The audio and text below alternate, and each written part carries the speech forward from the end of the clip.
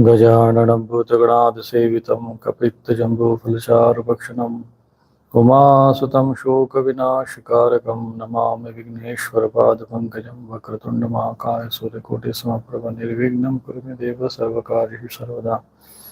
गुरुब्रह्मा गुरुविष्णु गुरुदेवो महेश्वरः गुरुसाक्षात् परब्रह्म तस्मै श्रीगुरुवे नमः। या देवी सर्वभूतेषु बुद्धिरूपेण संस्थिता नमस्तस्यै नमस्तस्यै नमस्तस्यै नमो नमः। या देवी सर्वभूतेषु शक्तिरूपेण संस्थिता नमस्तस्यै नमस्तस्यै नमस्तस्यै नमो नमः।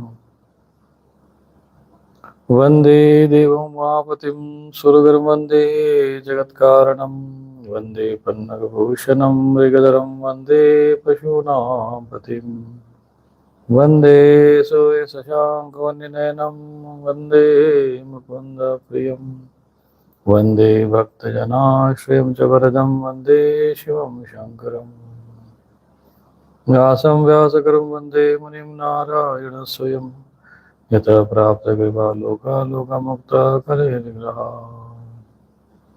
यस्य तुण्डाच्युतो राजतेयं रसात्मकः तमच्युतं कदा वन्दे सुभुजन्तं सुखं भजे राजा भक्तिर्हरिर्ज्ञानं ताभ्यां व्याञ्चनमन्विता तां श्रीभागवतीं गाथां वन्दे रूपिणीम् कृष्णाय वासुदेवाय हरे परमात्मने प्रणतक्लेशनाशाय गोविन्दाय नमो नमः।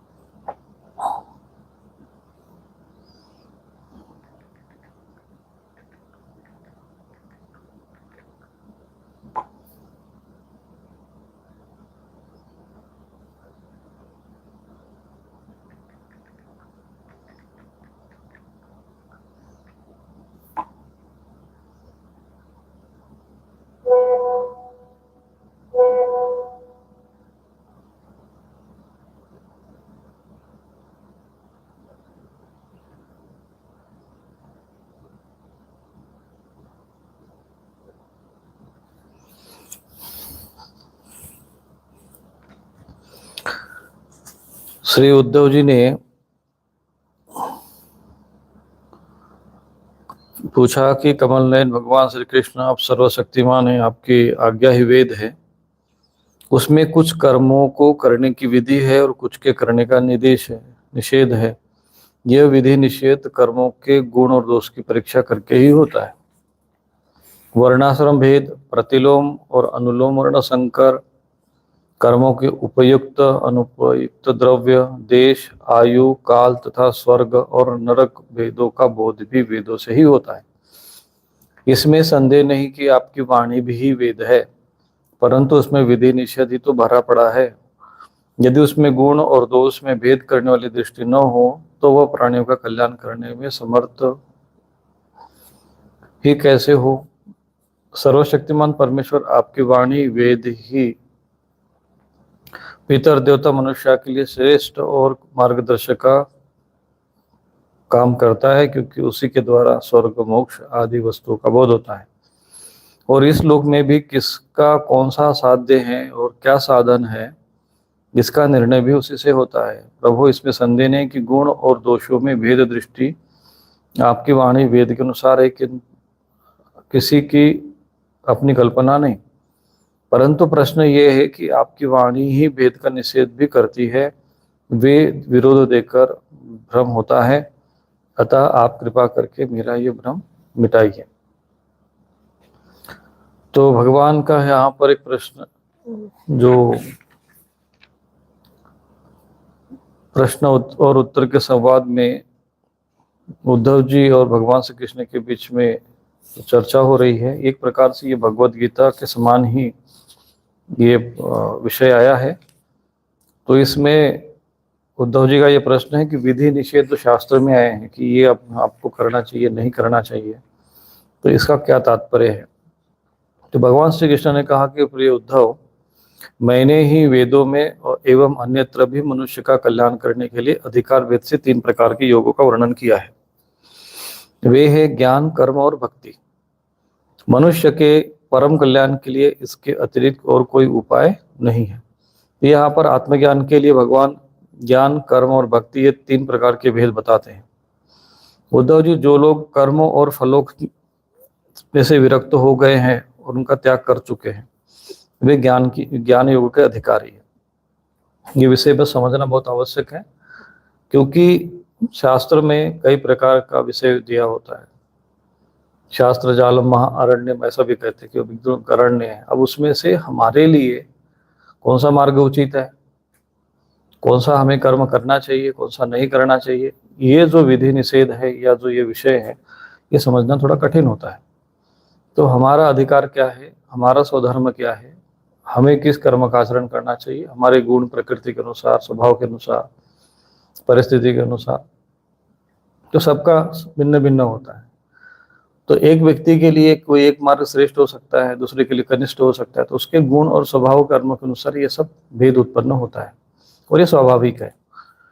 तो इसीलिए भगवान ने उसको 3 भागों में, जो ईश्वर प्राप्ति के 3 मार्ग बताए, ज्ञान, भक्ति, कर्म, और इसमें एक विषय और भी है, योग को भी इसमें आप जोड़ सकते हैं। तो उद्धव जी, जो लोग कर्मों और फलों से विरक्त हो गए, जिनका कर्म फल में कोई, कर्म से न तो कोई ज्यादा आसक्ति रह गई है, न कर्म करने में रुचि न अरुचि, और उसका त्याग कर चुके, तो वो ज्ञान योग के मार्ग से। तो ज्ञान योग के अधिकारी जो होते हैं, वो भगवान का श्रवण मनन चिंतन, ब्रह्म सूत्र आदि ग्रंथ का अध्ययन मनन चिंतन, अहम ब्रह्मास्मि आदि वाक्य का चिंतन मंथन करते हुए, ओंकार का जाप करते हुए, संन्यास आदि का मार्ग अनुसरण करते हुए वो आगे बढ़ते हैं।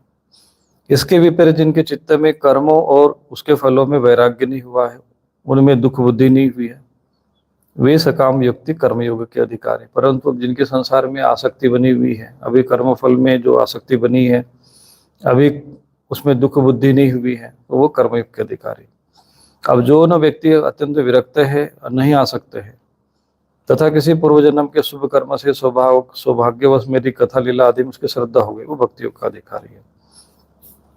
परंतु जो बीच के होते हैं, न तो उनके कर्म में अत्यधिक आसक्ति है और न वो संन्यास ले सकते हैं, परंतु भगवान में जिनमें रुचि है, भगवान में प्रेम भाव, वे भक्ति योग के अधिकार है। उसे भक्ति योग के द्वारा सिद्धि मिल सकती है। कर्म के संबंध में जितने भी विधि निषेध है, तो यहाँ पर जो संन्यास मार्ग का अनुसरण करते हैं, वो ज्ञान योग के अधिकारी है, ज्ञान योग से आगे बढ़े। जिनके कर्म में आसक्ति है, पद प्रतिष्ठा पाना हो या कुछ फल की अभिलाषा है, तो राष्ट्र की सेवा, परोपकार आदि के माध्यम से ये कर्मयोग का, इस प्रकार से कर्मयोग करते हैं, वे भगवान की जो प्राप्ति कर पाते हैं। और जो बीच के हैं, गृहस्थ जीवन में भी है, भगवान में रुचि भी है, थोड़ा ईश्वर के प्रति भी आसक्ति होती है, संसार को आध्यात्मिक चिंतन भी करते हैं, अपने मोक्ष की भी इच्छा होती है, परंतु संसार का त्याग नहीं कर सकते, ऐसे व्यक्ति के लिए फिर भक्ति योग का मार्ग है। कर्मों के संबंध में जितने भी विधि निषेध है, उनके अनुसार सब तभी तक कर्म करना चाहिए जब तक कर्म में जगत और उससे प्राप्त होने वाले स्वर्ग आदि सुखों में वैराग्य हो जाए, और जब तक मेरी लीला कथा के श्रवण कीर्तन आदि में श्रद्धा न हो जाए।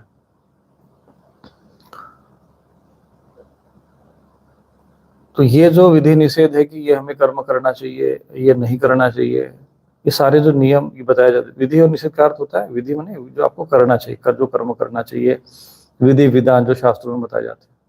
निषेध यानी जो नहीं करना चाहिए, आपको ये नहीं करना चाहिए, इस प्रकार जो कर्म बताए जाते हैं। तो जब तक भगवान में अच्छी श्रद्धा न हो जाए, जब तक कर्म में से जो किसी के वैराग्य न हो जाए, तब तक आप ये सब करते रहो। उद्धव इस प्रकार अपने वर्ण और आश्रम के अनुकूल धर्म में स्थित रहकर यज्ञों के द्वारा बिना किसी आशा और कामना की आराधना करता रहे और निषिद्ध कर्मों से दूर रहकर केवल विहित कर्मों का आचरण करे, तो उसे स्वर्ग या नरक में जाना नहीं पड़ता। यदि वो अपने वर्ण और आश्रम के अनुकूल, यानी वर्ण आश्रम या गुण कर्म के आधार पर, जैसे जिस वर्ण में है, गुण कर्मों के आधार पर जैसे जिसकी स्वभाव प्रकृति बनी हुई है, जो ये यहाँ पर जन्म से संबंध नहीं होता है, वो जन्म से वर्ण तय नहीं होता है। और ये हमने भी शास्त्र में आपको पिछले भी जो प्रमाण के साथ समझ में आ गया होगा और यहाँ पर हम लोग चूक करते हैं, और यही चूक करने के कारण बहुत से लोग जो है जिनमें गुण नहीं है, कर्म नहीं है, स्वभाव नहीं है, विद्या नहीं है, योग्यता नहीं है, उनको भी हम जो है कि उस वर्ण का मानते हैं। तो ये जो इसी को वर्ण संकरता कहते हैं। जैसे किसी व्यक्ति को चिकित्सा का ज्ञान न हो, चिकित्सा की विद्या न की गई और फिर आप उसे चिकित्सा करो तो वो दोष माना जाता है। तो इसी प्रकार से ये दोष होता है। तो ये चारों वर्णों का आचरण जो गुण कर्म विभाग से गुण कर्मों के आधार पे हुआ है।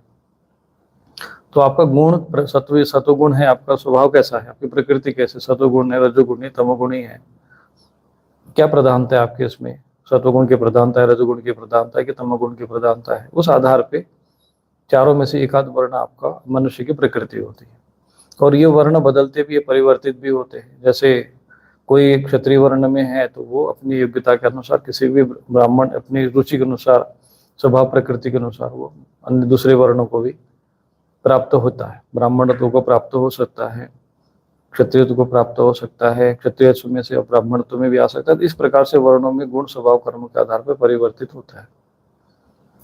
और आश्रम की बात है तो आश्रम में जैसे गृहस्थाश्रम में है, कोई ब्रह्मचर्य आश्रम में, कोई संन्यास आश्रम में, कोई वानप्रस्थ आश्रम में है। जैसे कोई पति पत्नी एकांत में रहकर कोई सब तपस्या करते, साधना करते हैं, तो वो वर्णाश्रम के अंतर्गत वानप्रस्थ आश्रम में आते हैं। घर में रहते हैं तो गृहस्थ आश्रम में, ब्रह्मचारी रूप में है तो वो ब्रह्मचर्य आश्रम में है। इन सब का त्याग करके एकांत में भ्रमण करके साधना तपस्या करते हैं तो संन्यास आश्रम में है। तो ऐसे आश्रम के अनुसार धर्म में स्थित रहकर यज्ञों के द्वारा बिना किसी आश्चर्य कामना के मेरी आराधना करते रहे, और जो कर्मों का निषिद्ध बताया गया शास्त्र में उनका त्याग करके केवल विहित कर्मों का आचरण करे तो स्वर्ग में, नरक में नहीं जाना पड़ेगा। तो अपने धर्म में निष्ठा रखने वाला पुरुष इस शरीर में रहते रहते ही निषिद्ध कर्म का परित्याग कर देता। निषिद्ध माने जो असत कर्म है, जो अधर्म में है, वो कर्मों का त्याग करना, और राग आदि मलों से मुक्त पवित्र हो जाता है। किसी से अनायासी आत्म साक्षात्कार रूप विशुद्ध तत्व ज्ञान अथवा दृढ़ चित्त होने पर मेरी भक्ति प्राप्त होती है। और इस प्रकार का जो आचरण करता है तो ऐसे व्यक्ति को या तो आत्मा का साक्षात्कार हो जाता है, या तो फिर उसको भगवान की भक्ति प्राप्त हो, ज्ञान मार्ग में स्थित हो जाता है तो भक्ति प्राप्त हो जाती है। यह विधि निषेध रूप कर्म का अधिकारी मनुष्य का शरीर बहुत ही दुर्लभ है। स्वर्ग और नरक दोनों ही लोकों में रहने वाले जीव इसके अभिलाषा करते रहते हैं, क्योंकि इसी शरीर से अंतःकरण की शुद्धि होने पर ज्ञान अथवा भक्ति की प्राप्ति हो सकती है। स्वर्ग अथवा नरक भोग प्रधान शरीर किसी भी स्थान साधन से उपयुक्त नहीं है। तो जो स्वर्ग और नरक के जितने भी शरीर प्राप्त होते हैं, स्वर्गलोक में भी जो शरीर प्राप्त होते हैं, तो वो ये मोक्ष के लिए उपयुक्त नहीं है। इसलिए ये मनुष्य शरीर जो है ये महत्वपूर्ण माना गया है।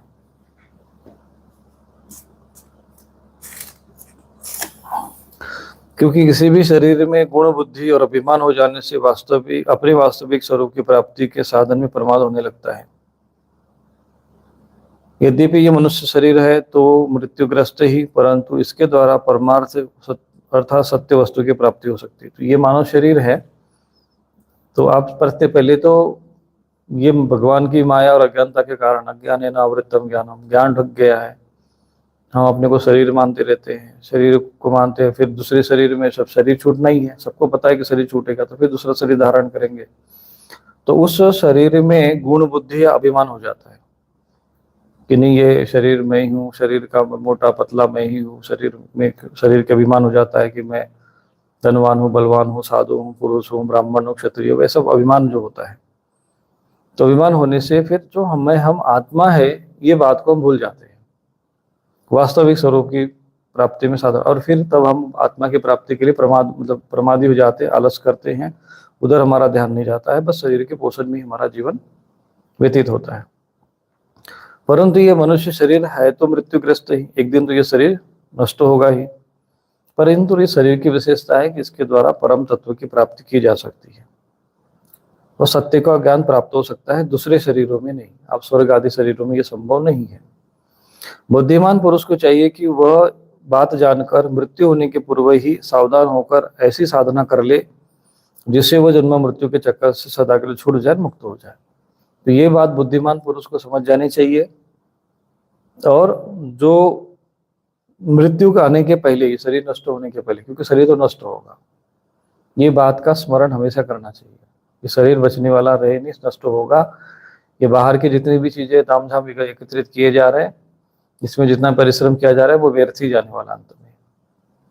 इसीलिए जीवन में उतना ही परिश्रम करें जितने में शरीर का भरण पोषण हो जाए, जितने में हमारी जीवन एक अच्छे से निर्भय हो।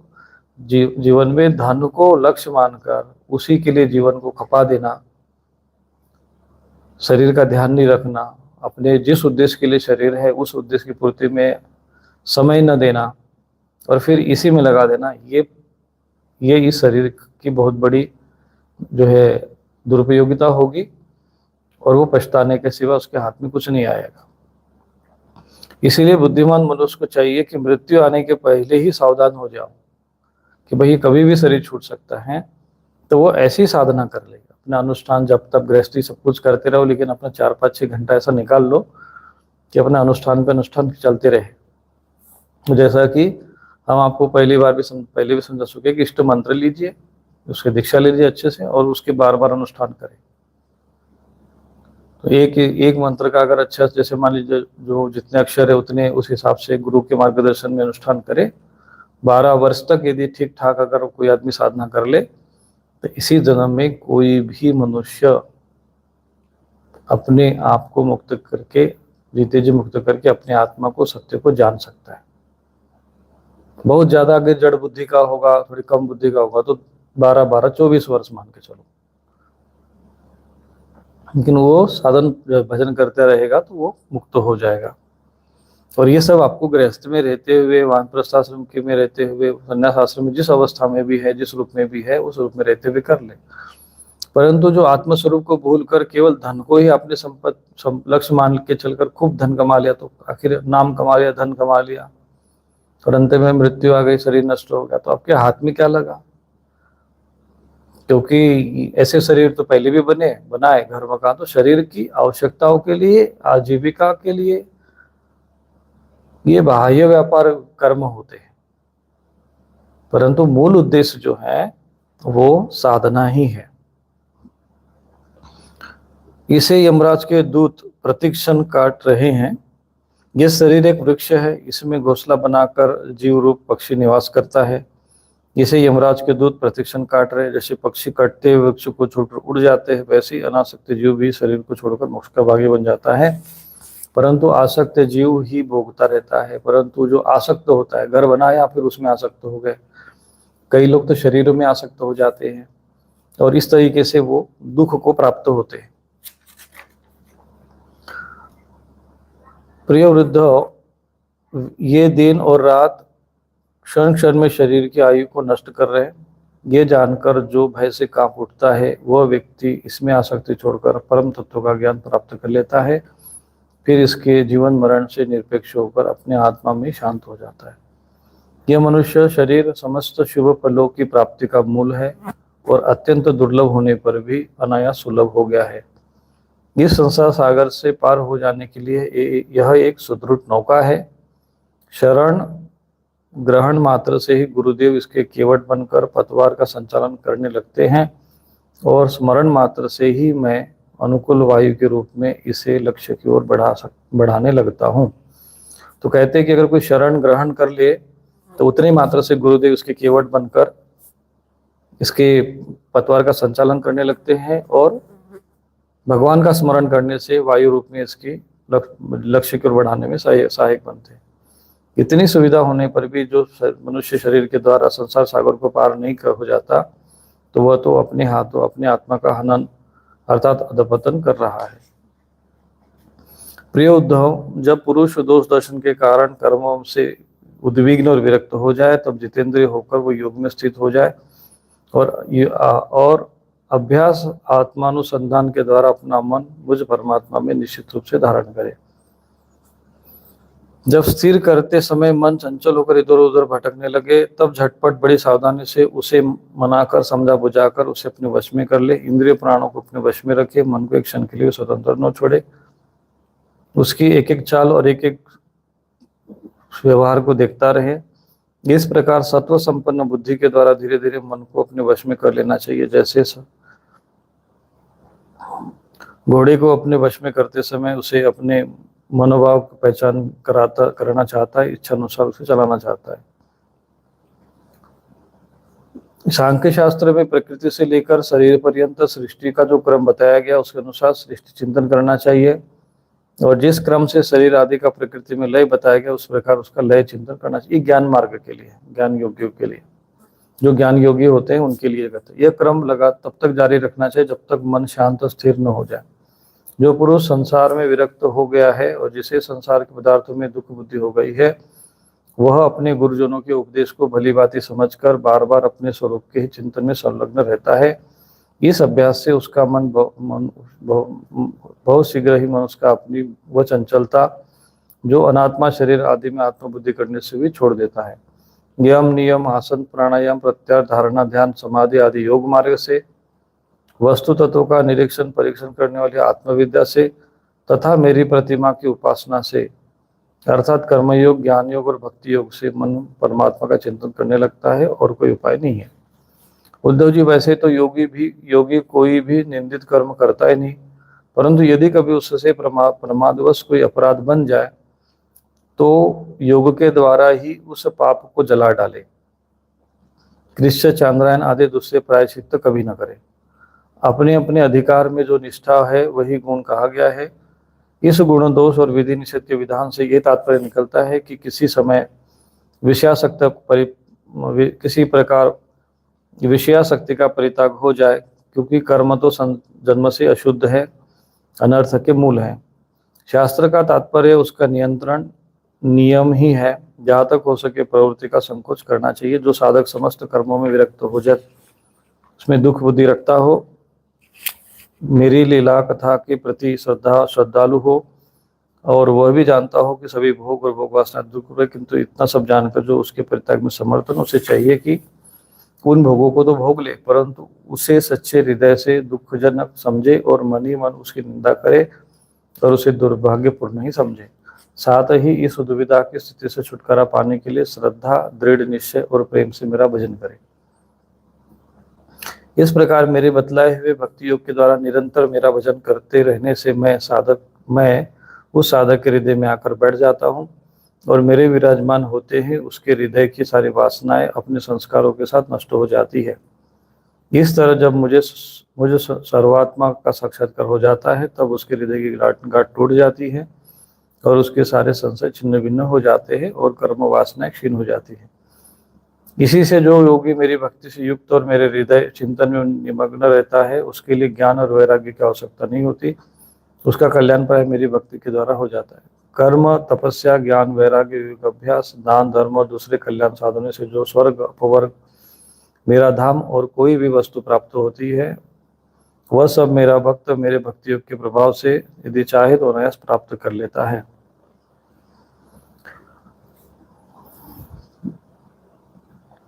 इस प्रकार जो लोग मेरे बतलाए हुए इस ज्ञान, भक्ति और कर्म का आश्रय लेते हुए परम स्वरूप धाम को प्राप्त होते, क्योंकि परम तत्व को जान लेते हैं।